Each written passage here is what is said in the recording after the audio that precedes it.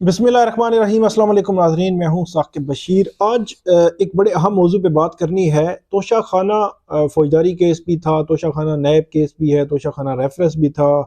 अलग अलग मुख्तलिफ हाई कोर्ट्स में और सुप्रीम कोर्ट में इस हवाले से केसेस चल रहे हैं, साब अदालत में केस चल रहा है।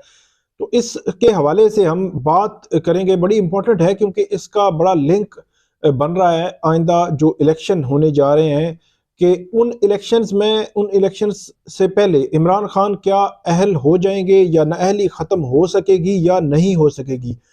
इससे मुतालिक बात करेंगे और कौन कौन सी अदालतों में ये केसेस ज़ेरे इल्तिवा है और कौन कौन सी हर्डल्स हैं जो ख़त्म हो भी सकती हैं और ख़त्म नहीं भी हो सकती। और बड़ी खबर आइंदा हफ्ते आ सकती है क्योंकि 20 से 22 दिसंबर ये नॉमिनेशन फॉर्म जमा कराने की तारीख है। नॉमिनेशन फॉर्म तो बहरहाल जमा हो सकते हैं, लेकिन उस दौरान अब क्या नाअहली ख़त्म हो सकेगी या नहीं होगी, ये वो सवाल है जिसका जवाब अभी आना बाकी है। सबसे पहले हम बात करते हैं, ये तोशा खाना केस रेफरेंस आया था जो उस वक़्त की जो पीडीएम हुकूमत है, स्पीकर कौमी असम्बली ने यह रेफरेंस इलेक्शन कमीशन को भेजा। 21 अक्टूबर 2022 को इलेक्शन कमीशन ने फैसला दिया, नाअहल किया, डी सीट किया मियाँ वाली सीट से। उसके खिलाफ इमरान खान ने पहले इस्लामाबाद हाई कोर्ट फिर लाहौर हाई कोर्ट से रजू किया। इस दौरान इलेक्शन कमीशन ने एक डी सीट करने, दूसरा फौजदारी कार्रवाई करने का हुक्म दिया था और फौजदारी कार्रवाई शुरू हो गई इस्लामाबाद की सेशन कोर्ट में। लेकिन इस्लामाबाद की सेशन कोर्ट में जो फौजदारी कार्रवाई शुरू हुई तो इमरान खान इस्लामाबाद हाई कोर्ट से भी इसमें स्टे ना ले सके कि फौजदारी कार्रवाई रुक जाए, और लाहौर हाई कोर्ट से स्टे इसलिए नहीं ले सके क्योंकि इस्लामाबाद हाई कोर्ट में भी उन्होंने मामला चैलेंज किया हुआ था।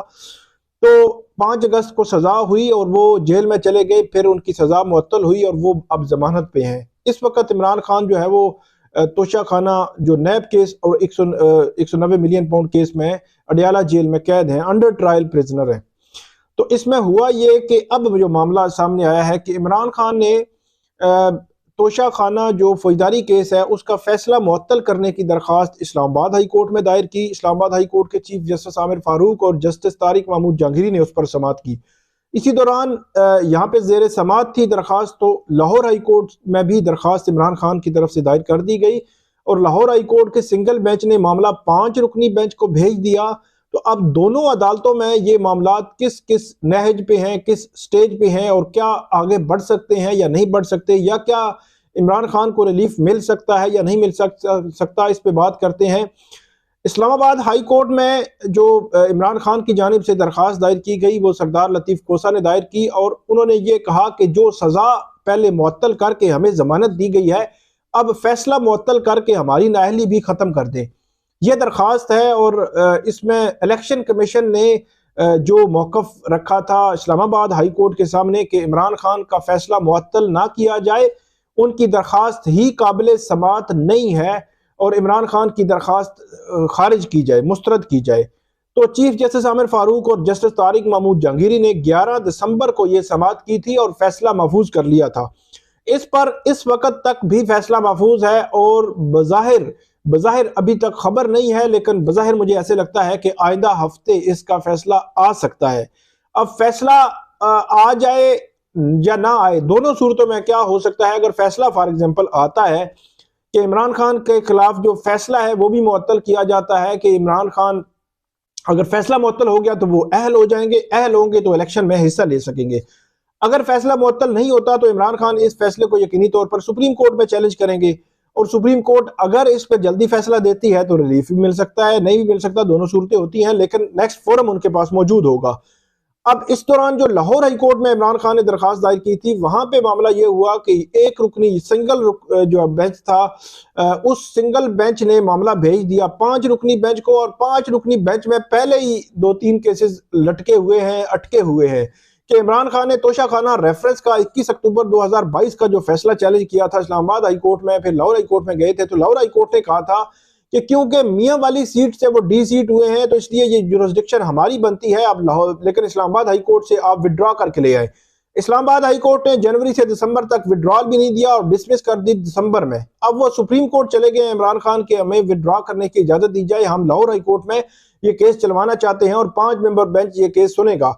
अब एक मेंबर बेंच और 5 मेंबर बेंच के सुनने में बड़ा फर्क होता है। 5 दिमाग अगर मिले तो उनका डिफरेंट व्यू भी हो सकता है, मुख्तलिफ हक में भी मुखालिफ भी हो सकता है, लेकिन एक मेंबर बेंच का फैसला जो है वो एक ही जज होता है, एक ही वो सारा असेस कर रहा होता है। तो मेरा ख्याल है 5 मेंबर बेंच अगर फैसला करे तो ज्यादा बेहतर होगा।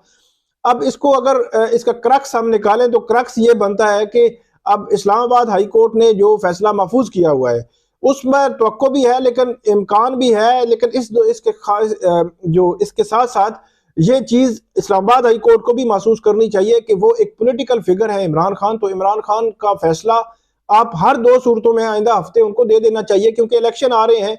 जिस मकसद के लिए वो फैसला ये लेना चाह रहे हैं वो मकसद अगर गुजर जाए उसके बाद ये फैसला आए तो फिर मतलब वो फायदा नहीं होगा जो वो मतलब अभी इलेक्शन में जाकर जो है वो ले सकते हैं। इलेक्शन में जाना उनका हक है, अगर उनकी नाअहली खत्म हो जाए। अगर खत्म ना हो तो फिर नहीं जा सकेंगे।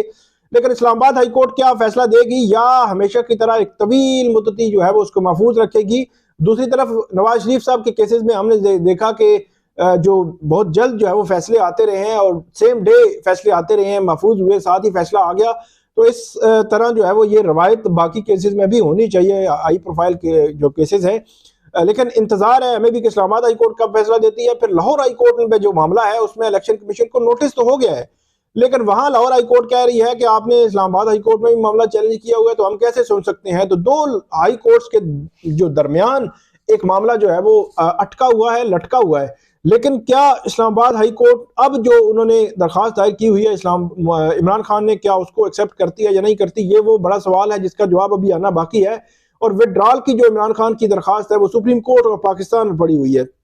ये वो केस है तोशाखाना फौजदारी केस जिसमें इमरान खान नायल है। इमरान खान हो या XYZ कोई भी पॉलिटिकल लीडर हो, उनको अगर किसी भी फ्रिवलस या किसी भी ऐसे केस में जिस केस में एक वाज़े तौर पर यह नजर आ रहा हो कि ये केस जो फैसला है सेशन कोर्ट का इसको कलअदम ही होना है, इस फैसले को खत्म ही होना है, और इस फैसले में जो इर्रेगुलरिटीज की गई हैं, जो चीजें की गई हैं, डिफेंस नहीं दिया गया, सुना नहीं गया, तो ये सारी चीजें वो हैं जो इस फैसले को कलअदम करने की तरफ ले जाएंगी।